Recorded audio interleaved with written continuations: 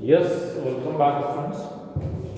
देखिए, last time जो हमने वीडियो था उसमें सप्लाई के बारे में डिस्कस किया था और मैंने आपसे बताया था कि जो सप्लाई है वो किन किन कारणों से और किन किन फैक्टर्स को लेते हुए सप्लाई माना जाता है, क्योंकि सप्लाई के आधार पर ही जो जीएसटी है उसका निर्धारण है। तो आज हम उसी को आगे लें और मैंने आपसे कहा था कि विदाउट कंसीडरेशन भी सप्लाई माना जा सकता है और उन मैटर्स को हम पढ़ रहे थे कि भाई विदाउट कंसीडरेशन कौन कौन से मैटर है जो सप्लाई के अंदर आते हैं। तो उसमें जो सबसे पहला मामला था वो है रिलेटेड पर्सन्स। देखिए, अब आप यहाँ पर एक चीज और ध्यान दें कि रिलेटेड पर्सन्स इसको माना जाएगा।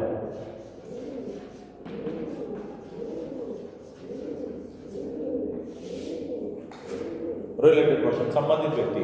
रिलेटेड पर्सन में कौन कौन से आते हैं वन बाय वन मैं आपसे बोल रहा हूँ, आप सुनिएगा ध्यान से, समझने की कोशिश कीजिएगा।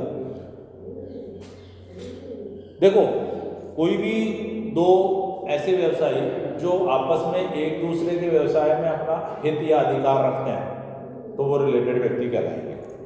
मतलब मेरा भी व्यवसाय है और आपका भी व्यवसाय है, आपके व्यवसाय में मेरा परसेंटेज है और आपका परसेंटेज है मेरे व्यवसाय में, तो दोनों का एक दूसरे के प्रति क्या हो गया, हित हो गया। और ऐसी कंडीशन में दोनों का एक दूसरे के प्रति हित होने के कारण रिलेटेड पर्सन में आएंगे।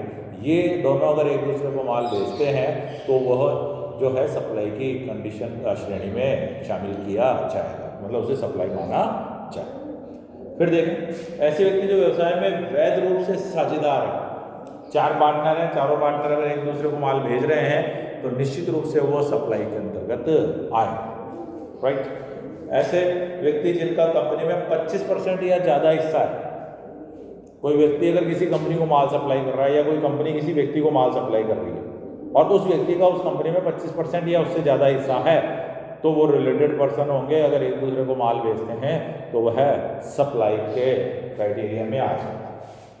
उनमें से एक प्रत्यक्ष और अप्रत्यक्ष रूप से दूसरे पर नियंत्रण रखता है, यानी दो ऐसे व्यक्ति जिनमें से एक व्यक्ति उस दूसरे पर चाहे डायरेक्टली चाहे इनडायरेक्टली कंट्रोल रखता है। अगर तो मैंने आपसे पहले भी सार्वजनिक हित बता रखा है, सस्टेनेबल इंटरेस्ट, तो वहाँ सार्वजनिक हित वाली बात यहाँ पर हमको क्या करनी पड़ेगी, ध्यान देनी पड़ेगी। तो ऐसा अगर हित रखते हैं तो भी सप्लाई में शामिल किया जाए।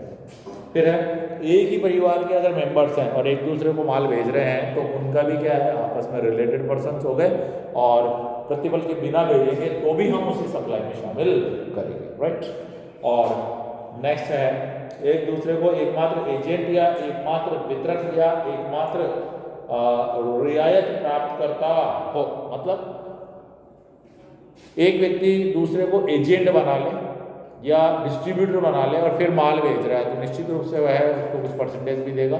तो ऐसी स्थिति में भी क्या होगा, ये सप्लाई की श्रेणी में शामिल की जाएगी। इसके बाद देखें, नियोक्ता व कर्मचारी संबंधित व्यक्ति है परंतु कर्मचारी द्वारा अपने नियोजन के संबंध में की गई सेवाओं को आपूर्ति नहीं माना जाता। देखिए, एक एम्प्लॉयर और एक एम्प्लॉय दोनों एक दूसरे से रिलेटेड होते हैं, परंतु अगर एम्प्लॉयर एम्प्लॉय को कुछ दे रहा है तो वह सप्लाई की श्रेणी में नहीं आएगा, क्योंकि वह अपने कर्तव्य का पालन करेगा और इस स्थिति में यहाँ सप्लाई नहीं माना जाएगा। नियोक्ता द्वारा कर्मचारी को 50,000 से अधिक का उपहार न होने पर भी आपूर्ति नहीं माना जाता। देखिएगा, अगर एम्प्लॉयर ने एम्प्लॉय को 50,000 तक का गिफ्ट दिया है तो उसे सप्लाई में शामिल नहीं करेंगे। 50,000 से ऊपर हो तो फिर वो सप्लाई में शामिल होगा, फिर जीएसटी लगेगा यहाँ पर, ठीक है। तो आप ध्यान दें इस बात को। फिर इसके बाद होता है डिस्टिंक्ट पर्सन। ये तो हो गया रिलेटेड पर्सन को अगर आपने माल भेजा है या सेवाएं दी है तो उन रिलेटेड पर्सन को अगर सेवाएं दी हैं तो वो सप्लाई में शामिल किस तरह से होते हैं, कौन कौन रिलेटेड पर्सन होते हैं। अब रिलेटेड पर्सन के अलावा क्या होगा, डिफरेंट डिस्टिंक्ट पर्सन, यानी भिन्न व्यक्ति। ये तो रिलेटेड थे, एक दूसरे से संबंधित थे, अब भिन्न व्यक्तियों के बारे में सुनिएगा। तो ये कह रहा है, किसी व्यक्ति द्वारा एक राज्य में या भिन्न राज्यों में एक से अधिक पंजीकरण करा रखे हों तो भिन्न व्यक्ति कहे जाएंगे। समझिए आप बात, एक ही व्यक्ति है और उसने राजस्थान में भी अपना रजिस्ट्रेशन करा रखा है जीएसटी में और यूपी में भी अपना रजिस्ट्रेशन करा रखा है। अब व्यक्ति तो एक ही है, परंतु यहाँ पर इसको डिस्टिंक्ट पर्सन कहा जाएगा, भिन्न भिन्न व्यक्ति कहा जाएगा, वो अलग है मामला, ये अलग है। ठीक है, एक ही भाई पर्सन तो एक ही हो गया। और तो मैंने मेरे ही तो दुकान पे भेजा है वहाँ पे माल। अरे भैया तूने तुम्हारी दुकान पे भेजा है, पर वहाँ का रजिस्ट्रेशन नंबर अलग है, यहाँ का रजिस्ट्रेशन नंबर अलग है। तो आप कितने व्यक्ति हो गए? 2 व्यक्ति हो गए, दोनों उत्तरदायी हो टैक्स देने के लिए, अगर एक दूसरे को माल बेचते हो तो भी। राइट, तो ये कह रहा है ऐसे में हस्तांतरण आपूर्ति माना जाएगा। और शाखा को माल का हस्तांतरण यानी किसी ब्रांच को, अब इसके बाद पढ़े हम, किसी ब्रांच को अगर आप माल का क्या करते हैं, ट्रांसफर करते हैं, तो यह भी क्या माना जाएगा, आपूर्ति की श्रेणी में शामिल होगा भाई। अब देखो शाखा माल उसी का बेच रही है, परंतु कुछ तो प्रॉफिट शाखा भी कमा रही है ना भाई, कुछ तो प्रॉफिट शाखा भी कमा रही है। तो फिर सप्लाई कैसे नहीं है?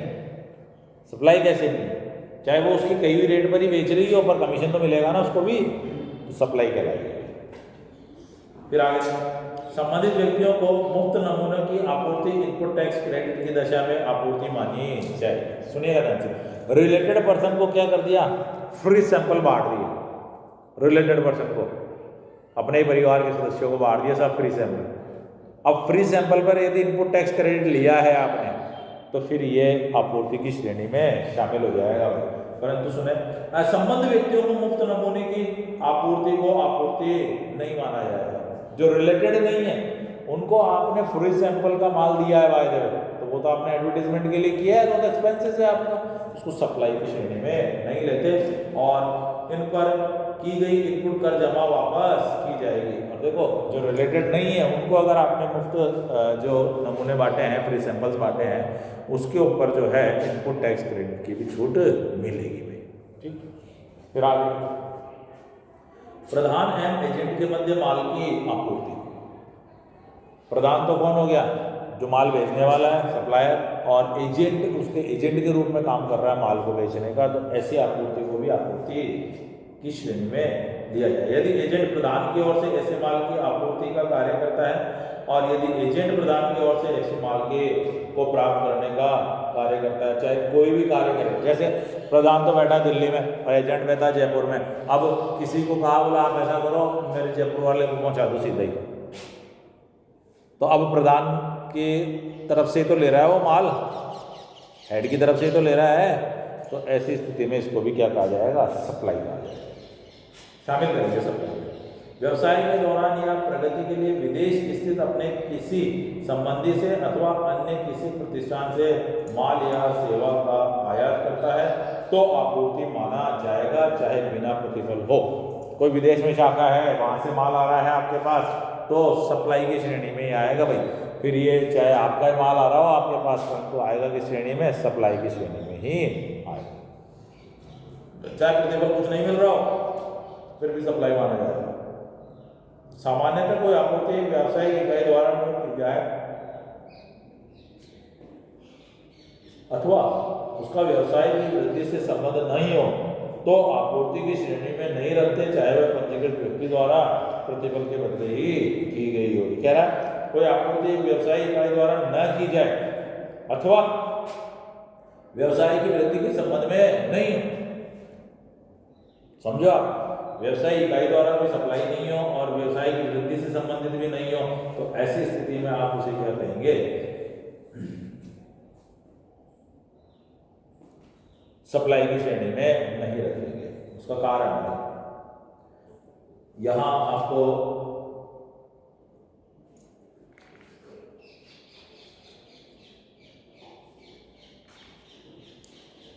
इस पर जो है उस उदाहरण के बारे में मैं आपको बताऊंगा कि एक व्यक्ति अपने निजी उपयोग के लिए स्कूटर खरीदा और कुछ महीने बाद उसने उस स्कूटर को क्या कर दिया, व्यवसायी को बेच दिया। उस व्यक्ति द्वारा स्कूटर की आपूर्ति इस अधिनियम के उद्देश्य से बिक्री नहीं है भाई। व्यक्तिगत उसने क्या करा, एक स्कूटर खरीदा और अब स्कूटर उसने 1 साल बाद क्या करा, किसी बिजनेसमैन को बेच दिया। तो क्या उसके व्यवसाय में था क्या ये स्कूटर? अगर उसके व्यवसाय में होता है, व्यवसाय की प्रगति के लिए होता है और फिर बेचता ही, तब तो हम कहते थे कि ये सप्लाई में शामिल होगा।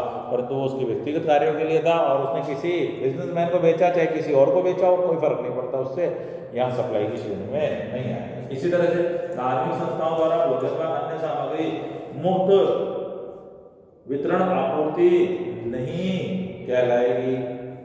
तो भाई धार्मिक संस्थाएं देखते हैं जो भोजन वगैरह बांटती है, तो ऐसी स्थिति में इसको भी हम सप्लाई नहीं करेंगे, ठीक है, क्योंकि व्यवसाय की वृद्धि के लिए नहीं होता। मंदिर, मस्जिद और धार्मिक स्थानों पर प्रसाद की बिक्री आपूर्ति की श्रेणी में आएगी, क्योंकि इनमें प्रतिफल का तत्व होता है तथा यह संस्था के व्यवसाय के दौरान बनाएगा। अब देखो यहाँ पर प्रसाद अगर बांट रहे हैं तो प्रसाद बट नहीं रहा है, प्रसाद बिक रहा है। आपको ध्यान होना चाहिए, मंदिर के बाहर जो दुकान होती है वो प्रसाद क्या करती है, बेचती है। अब बेचती है तो फिर सप्लाई में आएगी, क्योंकि यहाँ पर वो मार्जिन भी कमाती है। तो ये आपको, परंतु यदि सेवाओं का विदेश से प्रतिफल के बदले आयात किया जाता है तो इसे आपूर्ति माना जाएगा, चाहे व्यवसाय के दौरान या व्यवसाय की वृद्धि के लिए हो या नहीं। जैसे कुछ सर्विसेज प्रोवाइड करवाई जाए फॉरेन से और उन सर्विसेज को लेकर के आप कुछ कार्य कर रहे हैं तो निश्चित रूप से यहाँ पर ये किस में आएगा, सप्लाई में आएगा। फिर कह रहा है एक अपंजीकृत व्यक्ति द्वारा की गई आपूर्ति इस अधिनियम के उद्देश्यों के लिए आपूर्ति नहीं कही जा सकती। सुनिएगा ध्यान से, ये एक आपको रिवर्स चार्ज वाला मामला आगे जाकर के और समझाऊंगा मैं नेक्स्ट चैप्टर में, आप समझने की कोशिश कीजिए। यहाँ एक अनरजिस्टर्ड पर्सन है और उसने क्या करा है, माल आपको बेचा है, तो आपको अनरजिस्टर्ड पर्सन के बारे में जो माल खरीदा है आपने अनरजिस्टर्ड पर्सन से, उसको हम सप्लाई में शामिल नहीं करते। उसके लिए रिवर्स चार्ज कैलकुलेशन होता है, आगे आपसे डिटेल में बात करेंगे रिवर्स चार्ज के बारे में, बहुत इंपॉर्टेंट पॉइंट है ये। और सुने, आपूर्ति इस अधिनियम के तहत कर योग्य माल अथवा सेवा की होनी चाहिए। यदि किसी आपूर्ति पर इस अधिनियम के तहत कर नहीं लगता तो वह आपूर्ति में सम्मिलित नहीं होगी। जैसे पेट्रोल, जैसे लिकर, ये अभी जो है जीएसटी के एक्ट में ही शामिल नहीं हुए हैं। जब जीएसटी के एक्ट में शामिल नहीं हुए तो आप सप्लाई में कैसे शामिल कर सकते हो इसको, आप इसको सप्लाई में शामिल नहीं कर सकते। कर योग्य क्षेत्र में आपूर्ति करने पर ही आपूर्ति मानी जाएगी, अर्थात उस क्षेत्र में जीएसटी सीजीएसटी अधिनियम लागू होना अनिवार्य है। मैंने कहा था आपसे कल भी कि पूरे भारत में सीजीएसटी अधिनियम लागू है, केंद्रीय उत्पाद एवं सेवा कर अधिनियम लागू है पूरे भारत में। भारत के बाहर कहीं जाता है तो फिर वो आपूर्ति की श्रेणी में। तो ये आपूर्ति के बारे में एक जनरल कुछ जो पॉइंट थे उसके बारे में मैंने आपसे डिस्कस किया। अब फिर कुछ बातें और जो है, कुछ पॉइंट्स और है, 4-5 पॉइंट, उनको भी मैं आपको डिटेल से यहाँ डिस्कस कर देता हूँ। सबसे पहले टैक्सेबल सप्लाई।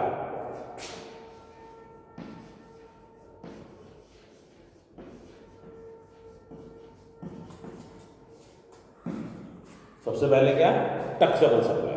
टैक्सेबल सप्लाई क्या है भाई, माल या सेवाओं या दोनों की ऐसी आपूर्ति से है जो इस अधिनियम के तहत कर के लिए उद्ग्रहण योग्य है। मतलब कुल मिला के सर्विस और गुड्स दोनों यदि इस अधिनियम के तहत क्या है, टैक्स लगने के लिए उत्तरदायी हैं, तो वो सारे टैक्सेबल सप्लाई का पार्ट बनेंगे।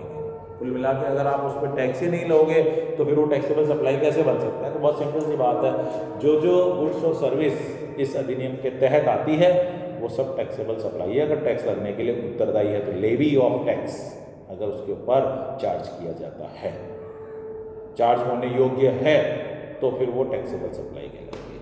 नेक्स्ट चैप्टर आपका लेवी ऑफ टैक्स ही है, तो आपको वहाँ पता लगेगा कि किन किन के ऊपर हमारा यह है जीएसटी अप्लाई होता है, ठीक है।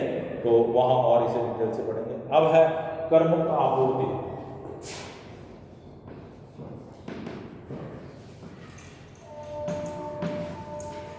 ध्यान दीजिएगा, टैक्स फ्री सप्लाई में 3 चीजें शामिल की जाएगी। एक तो 0% जीएसटी वाली वस्तु,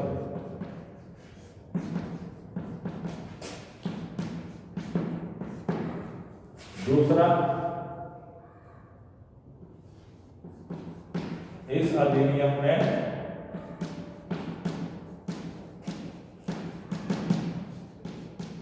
कर मुक्त वस्तु उनकी सप्लाई होती है जो इस अधिनियम में क्या है, कर मुक्त है, तो वह भी किसमें आएगी, टैक्स फ्री सप्लाई में शामिल की जाएगी। और इसके अलावा गैर कर योग्य पूर्ति,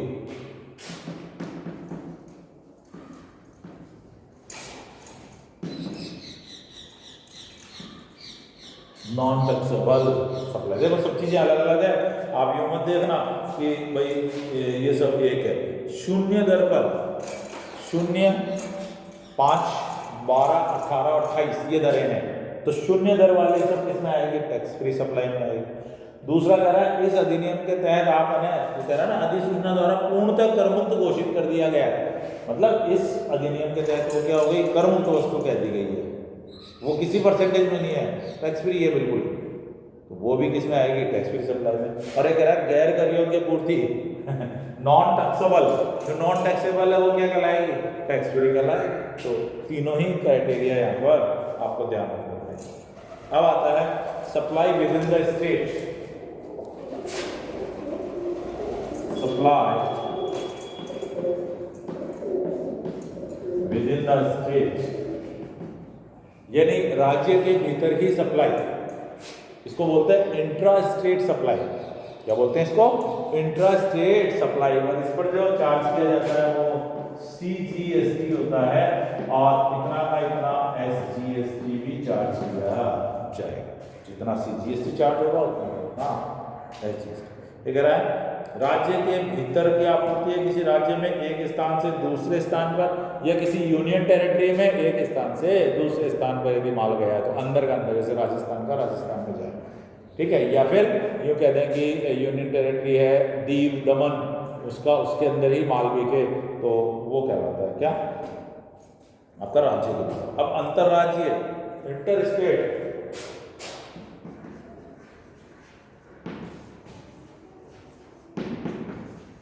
supply,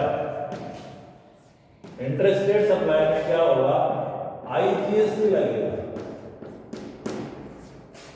integrated goods and service tax. अब integrated goods and service tax का मीनिंग क्या है यहाँ पर? तो यहाँ पर केंद्र सरकार वसूल करेगी और फिर 2 भागों में बांट करके अपना हिस्सा राज्य सरकार को दे देगी। IGST अप्लाई होता है, ठीक है। इसमें इंटर स्टेट सेल में एक स्टेट से दूसरे स्टेट पे या एक स्टेट से दूसरा यूटी में, यूनियन टेरिटरी में, या यूनियन टेरिटरी से स्टेट में, या यूनियन टेरिटरी से दूसरी यूनियन टेरिटरी में, सब कुछ इंटर स्टेट सप्लाई है। फिर कह रहा शून्य दर आपूर्ति, जीरो रेटेड सप्लाई। इसमें कह रहा कर योग्य माल और सेवाओं में जो माल और सेवाएं 0% पर है अभी, वो सब शून्य कर योग्य सप्लाई कहलाएगी, ठीक है। आप बदलता रहता है, कह रहा माल अथवा सेवाओं या दोनों का निर्यात अथवा सेज के विकासकर्ता को या सेज में स्थित इकाई को आपूर्ति करना इसमें शामिल है। यदि आप किसी सेज में स्थापित उद्योग के लिए माल सप्लाई करते हैं तो वो जीरो रेटेड सप्लाई में, तो ये समय समय पर क्या करती रहती है? गवर्नमेंट अपने जीरो रेटेड सप्लाईज को चेंज करती है। तो यहाँ पर आपकी ये सप्लाई वाला मैटर है, ये पूर्णतः क्या होता है? फिनिश होता है। Thank you very much.